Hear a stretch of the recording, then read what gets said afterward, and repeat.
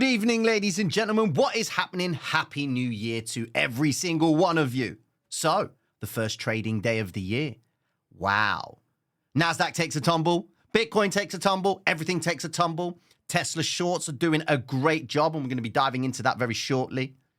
We've had a wild prediction from Tim Draper, 250K Bitcoin. It doesn't really tell us where it's going to go first before it gets to that point. Are we going back into the idea that 100K Bitcoin, 250K Bitcoin, just because it's holding its current zones? We've got madness across the board. UK with the strikes. What, rail strikes? We've got the nurses striking in the NHS. That is putting big pressure on the pound. More importantly, we need to address the good old Sam Bankman-Fried scenario. Not guilty. Not guilty, bro. He said it was a mistake. Okay, you said it was a mistake. Well, you have a choice when you make a mistake because there is a number of thinking processes that have to happen for you to go into a mistake. And this would be a premeditated mistake. By him pleading not guilty gives him more time to try and work out exactly what he's going to present the defense. Because this guy's going to be knocking on some very interesting doors. And maybe if Sam Bankman-Fried has been a scapegoat, he's got from now until October to really work out what he can and can't say, or should we go into the idea of what he will be allowed to say? You see, I think Sam Bankman-Fried is a scapegoat. But could it be possible that he was just genuinely reckless? Look at Sam Trabucco, clearly putting it on Twitter about being aggressive when it comes to placing bets, applying a poker strategy purely on the principle of expected value. Well, look, when you're dealing with billions of dollars that people entrust into you, the idea is that you have an understanding about how to manage money. But if you're making your decisions solely based on the strategies of poker, I mean, I don't know really any poker players other than Phil Ivey, okay, who plays with big monies. Now, we're talking about 5K, 10K blinds, but we're talking about billions of dollars here. This is institutional fund management environment, for the better word, okay? You can't be using poker strategies to manage the wealth of the masses. And this is what's going to be a problem for Sam Bankman-Fried. How is he going to justify their behavior in FTX as a whole when it comes to the arguments that the defense are going to deliver? That's going to be something that we're going to be looking into later on as it starts to flourish. But you can see across the board, everyone is just talking about Sam Bankman-Fried and what's going to be happening with Sam Bankman-Fried. All right, so put that aside. We need to understand what's going to be happening into the start of 2023. We've got a very big day tomorrow, guys. The FOMC minutes, JOLTS job openings, big news announcements, the first news for the US dollar.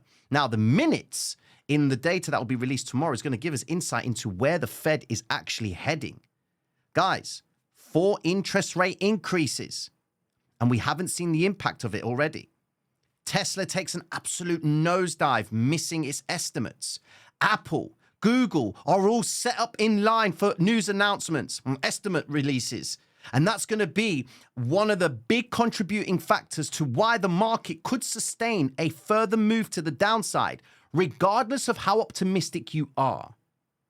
At the end of the day, we are in a macro-driven environment. That means whatever news is being released out about the US economy is going to take its toll on the actual US stock market. Let's just take BlackRock, for example. BlackRock projects that the dispersity between stocks is not going to be the same as what it was before. In other words, where you would naturally invest in aerospace and engineering and defense stocks during times of a recession, that might not be the case right now, although they did say that they are very optimistic about the aerospace and defense engineering sector. Could that be the little clue that BlackRock is turning defensive on its stocks? Is it being defensive on its accumulation of stocks? Because as you can see, guys, the yields have started to make a move up. The bonds are starting to go down again. We haven't had exactly the great day of trading, given that everyone was anticipating a move to the upside. Bitcoin can't really get above its last week's high going into the close of 2022. The word on the street says that the dominance of the dollar is going to probably start making its move back up again. We've got problems in China where they have got so many bodies that need to be cremated. Is this like back in London in the time of the Black Death? In London, there's a place called Lewisham. Well, actually, it's called Blackheath. And there is an area in London where you physically have no permission. No one is allowed to build on this area of land. And the reason being is because below that area is where people were put and buried back in the 1300s when Black Death came along in London.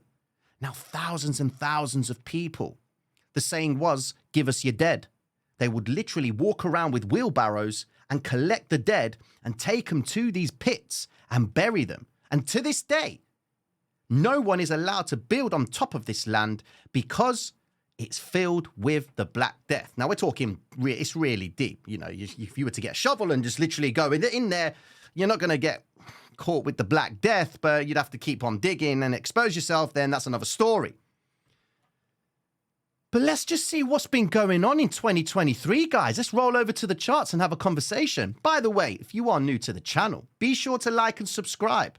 If you are new to the Pattern Watchers, get to the Discord, download the hybrid system. You can go to the Traders Reality website, okay, and get the hybrid system indicators free of charge. If you want to check out over 4,000 videos in the Patreon, 4,000 videos in 2 years I've uploaded into the Patreon. There's a lot to get through, but there is so much in there to help you understand the hybrid system from a deeper perspective. So guys, let's roll with it. So how has Bitcoin fared today?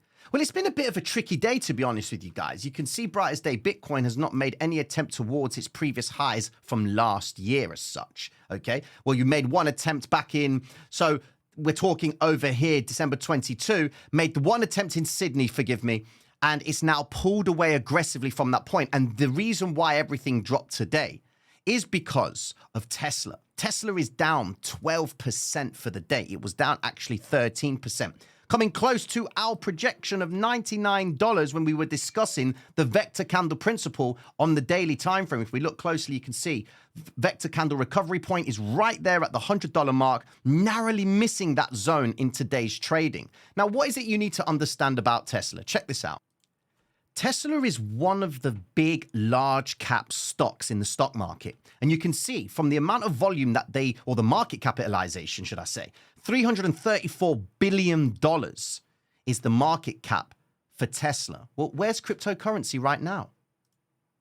Half of cryptocurrency, the market cap, is $764 billion in total, but Tesla makes up half of it as a stock.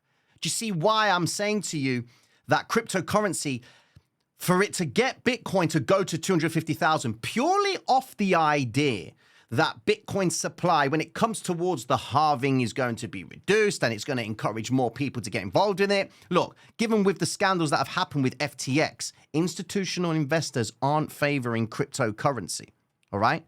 It's when Wall Street starts to see that there's regulation in cryptocurrency, that's when they're going to start looking at investing in Bitcoin and bringing it into the 401ks and all sorts of various ways of trading it and putting it into your portfolios.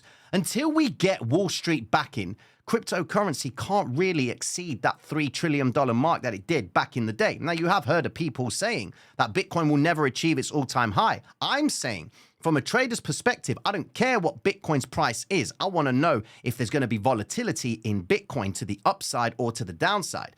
And I'm doing a series of videos which will include Forex, stocks, and crypto, and helping you guys understand why you should be trading Forex, why you should be trading stocks, and why you should be trading crypto, and the differences between the three, and to see which is going to be favorable for you moving forward into 2023. Okay? Now look at this. Stick with me on this one. Back to Tesla's chart. Tesla right now is 73% down from its all-time high, okay? That is crazy, off the 52-week high. That is an absolute phenomenal amount for an asset like Tesla, given that it has so much backing from institutional funds. 37% of funds own Tesla stock. That tells you that 37% of these funds are shorting Tesla, which is why you're seeing such a drastic drop to the downside. All right? Now, going into the data that we've got in front of us right here, Tesla hasn't been doing too bad. Look, you can see its earnings per share is continuously up in the triple figures, but only in the last 2 quarters as such, we've seen a reduction in Tesla's earnings per share. Now, they are projecting that in 2023, although 2022 showed they're up by 80%, if you can see up here, and then going down, we got 38% for the year of 2023. This is what you've got to understand about the markets. Goldman Sachs thinks that the yields themselves are going to end up at about 4%. So if we go over to the yields right now, you can see with the yields that they are still climbing up. They've had a drop today and then they've moved back up. If we go into the smaller time frames, you can see what the day's been like. It's been quite a treacherous day, if I'm honest with you guys. Okay? Now, when the yields move up, that means investors aren't seeking government treasuries, which shows that the US 10-year is coming down. And we've got a gap in the US 10-year that needs to be finalized. Could we assume that the 10-year yields themselves are going to come down lower, which brings more room for assets across the board to go down? Does that mean Tesla could actually continue to go down and hit that $100 mark? Because there's a lot of bids at 60, and we go down to 60, we can see we still got a little bit of a journey towards that zone. And if we look at the actual principle of vectors and we go across the chart, you can see that we've got vector candles inside right at the end of that green vector candle right there. If you can see it, that is where the next vector candle zone resides. But we're not even going to be mentioning the idea of this vector candle with the gap at $43.25. That will be a bit of a sore thing for Tesla. Going back into Bitcoin, you can see bright as day, guys, that Bitcoin, if I'm honest with you, you've got to understand something. What is going on here? Here we go. Bitcoin on the daily time frame is just trading sideways, hasn't shown interest to the upside or to the downside. When you see this sort of behavior where they spike up, they're just going for stops. That's the important thing you've got to keep in mind. Any move up doesn't suggest that Bitcoin's going to make a move to the upside. It just means that they're running for stops. Look at the bigger picture. We're going into earnings announcements. Apple doesn't see it looking good. Google doesn't see it looking good. Microsoft doesn't see it good. Look at the impact of Tesla today on the stock market. It led the NASDAQ and the S&P down lower. Just look at NASDAQ. NASDAQ takes a nosedive today in markets. Look at this. Absolute nice little drop to the downside, holding inside of this zone, coming back into vector candle recovery points right here. Okay? S&P itself, which is where Tesla has actually led the S&P down low. You can see from the price action that they took these big, bold moves to the downside, fully recovering the green vectors. And if you remember, we did say going in towards the end of the year that they were giving us clues as to where they could be sending price. And they did just that. They came back and recovered all the vectors inside of this zone. So you would assume that the S&P right now is getting ready for price discovery. In other words, the news announcements that are due out tomorrow, FOMC minutes, the JOLTS job openings are all going to be geared at what could the markets do next. Could we see more downside movement, guys? Maybe, but it's all dependent on what the FOMC minutes releases tomorrow at 7 p.m. UK time, okay?